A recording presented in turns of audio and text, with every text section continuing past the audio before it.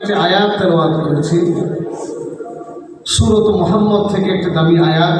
আল্লাহ পাক রব্বুল আলামিন ইরশাদ করেন, ইয়া আইয়ুহাল্লাযীনা আমানু, হে ঈমানদারগণ, ইন তানসুরুল্লাহ, যদি তোমরা আল্লাহর দ্বীনকে সাহায্য করো, ইয়ানসুরকুম, তাহলে আল্লাহও তোমাদেরকে সাহায্য করবেন। সুবহানাল্লাহ। আসলে এখানে শর্ত আছে, জাযাও আছে। প্রথমে শর্তের কথা এসেছে, যদি আল্লাহর দ্বীনকে সাহায্য করো, তাহলে আল্লাহ তাআলা এটা বলে দিয়েছেন, যদি তোমরা আল্লাহর দ্বীনকে সাহায্য করো, আমি আল্লাহও তোমাদেরকে সাহায্য করব। যাচা হিসাবে এই কথা বলে দিয়েছেন। তা আল্লাহর এই দ্বীনকে কয়েকটি ভাবে বা কয়েকটি ধারায় সাহায্য করা যায়। তার মধ্যে অন্যতম একটি মাধ্যম হচ্ছে এই খিলাফত। আমরা সকলেই কিন্তু জানি এই খিলাফতের মূল লক্ষ্য উদ্দেশ্য কী।